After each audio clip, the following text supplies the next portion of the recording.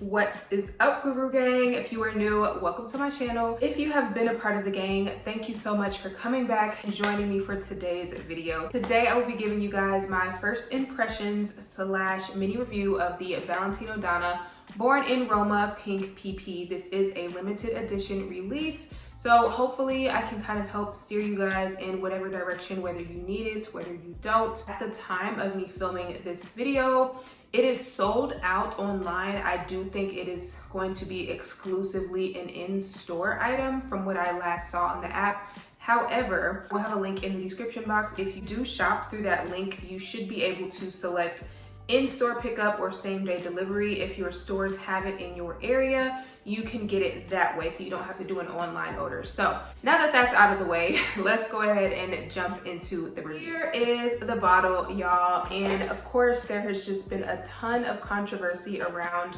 this bottle because in the marketing this was basically completely opaque. You could not see through it. Some people were upset that it was this way. I personally like that it is see-through because I like to see my juice. I like to see how much progress that I'm making on things, and I kind of get annoyed when I have a bottle that I can't see through. I personally like that it looks like this, but I guess I can see how some people would be upset that it doesn't look like the picture. She's only available in this one size. Again, this is limited edition. Comes with this cute little pink box. I will be comparing this, y'all, to a few fragrances today, but I do want to try my best to explain it and how it smells and not necessarily exclusive to other fragrances. So here today, the original Valentino Donna Born in Roma. If you guys saw my last empties video, if you didn't, I will link that up top in the cards. I did recently empty this, and shortly around the time of me emptying it, they released the pink PP. So I was like, okay, let me see if hopefully this is gonna give me the same DNA or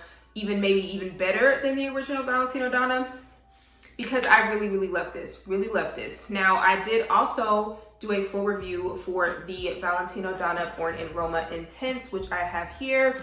And if you guys did not see that, I will link that as well. But I was just not really a huge fan of the Intense. The Intense to me was just very heavy on those florals, and it just did not have the same wow factor for me as the original. I am a lover of the original. I love the peppery note in here. I love the bourbon vanilla. I love the black currant, the fruits. Like, I just feel like this is such a sexy, alluring, pretty girl fragrance. It's not too serious, but it's not too juvenile. It's somewhere in the middle, and that's what I really like about this. So when I wear this fragrance, I don't feel like I need to add anything else to it, but I can absolutely layer this, and it smells incredible with so many things. So out of these two, the original is absolutely my favorite because I feel like it just has a nice balance of that spicy, sexy, seductive sweetness. But with the pink PP, I'm just going to say, if you are trying to decide between the three, it's really going to depend on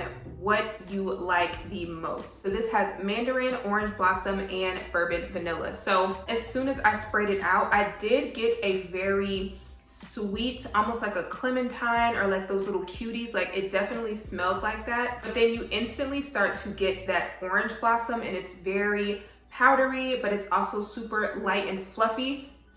And it instantly reminded me of a few fragrances. I would say the opening of this reminded me a lot of Armani's My Way and also Prada Paradox. I feel like it leans closer to Prada Paradox because I do find that Armani's My Way kind of has this green, almost animalic bubblegummy tuberose, whereas with Prada Paradox, it's a little bit more likable, a little bit more sweet, like a candied white floral, if that makes sense. And I get that vibe with this. So the opening is definitely very sweet, a very sugary, sweet mandarin and orange blossom. But then as it dries down to that base of the bourbon vanilla, it starts to give me very similar vibes to Oriana by Parfums de Marly, but it also gives me similar vibes to Kilian's Love Don't Be Shy. And I would say if I had to choose between the two, it would be closer to Kilian's Love Don't Be Shy, that powdery, sweet, candied, marshmallow type of sweetness. That is what I get in the dry down of this. So this fragrance overall is super sweet. Like, if you are a lover of sweet fragrances, you would definitely like this. This almost in a way reminds me a little bit of Ariana Grande's Ari. because it has this powdery sweet marshmallow cotton candy type of vibe in the dry down, but then of course you have the addition of that kind of bubblegummy white floral type of note. So it's very nice, it's very likable. If you're trying to debate between which one you want, or you don't know which one you like the most, if you are a lover of the original and you like that it's just very well composed, very well rounded, it has a little bit of everything, then you might like this, because this is kind of that without the spicy floral kick. If you are someone that felt like the original Valentino Donna Born in Roma was a little too spicy, a little too heady, a little too floral, and you wanted it to just be more smooth and sweet throughout, you would probably like this. If you are someone that felt like the intent was a little too jasmine heavy, a little too serious, which is kind of how I felt about it, you would probably like this as well, because it basically just takes the sweetness out of the intent and out of the original, and just, that's what it smells like to me. Like, it's very likable, it's not challenging, there isn't anything crazy interesting about it. It definitely smells very similar to a lot of things that we have already smelled. So if you have any of those fragrances in your collection, you could probably get the same vibe by layering any of those together. You know what I'm saying? But if you are wanting to collect this and you are wanting to know if you can own all three, you absolutely can. This smells not completely different from the original, but it's different enough from the original so that you can own both, because again, this is basically like the sweeter baby sister, if that makes sense. All of the Valentino Donna Born in Romas were characters, right?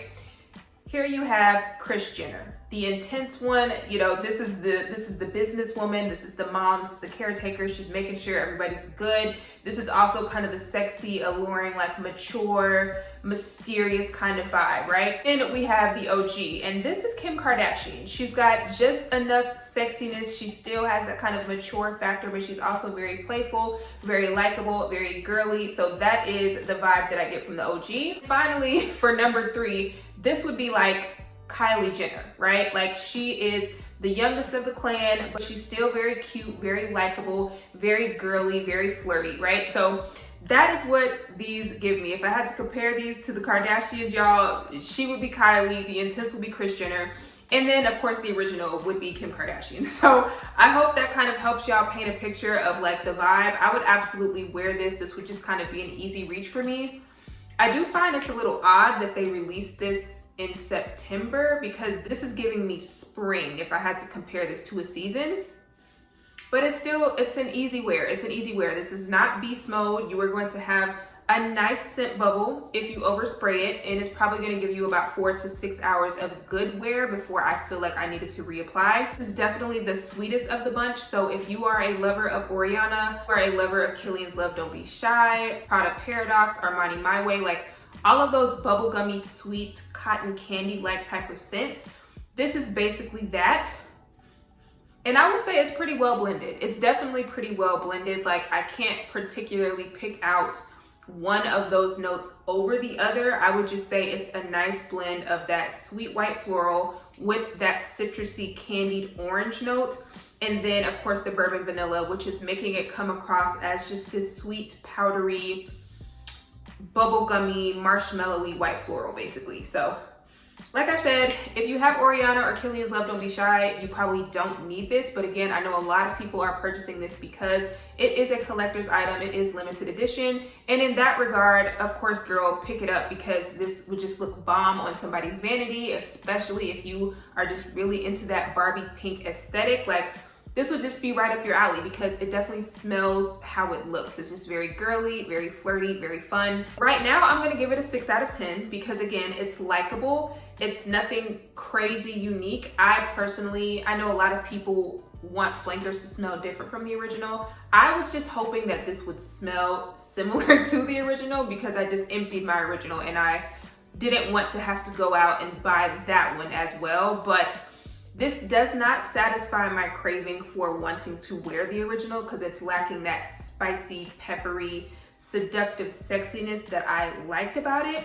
So I would wear this and probably layer it with something that has a little bit more of those notes to give this some edge, some punchiness, but I would also wear this during the day as an easy throw on and go. It still smells good. People would probably still give you compliments, and it's just very likable and easy. So hopefully that helped you guys decide on what you're going to do. Let me know if you guys plan on picking this up. Again, you will probably have to do same day delivery or in-store pickup, so I will have it linked in the description box below for you guys. I definitely, again, like it. I give it a 6 out of 10. I do think this is probably gonna smell a lot stronger and a lot better like 6 months from now when we're rolling back into spring, and I'll probably like this a lot more. But right now, she's cool, she's nice, she's likable. There's nothing crazy interesting stand out to me. I don't think this is a must-have unless you are a collector and you just want the bottle girl. But other than that, it's nothing we haven't already smelled,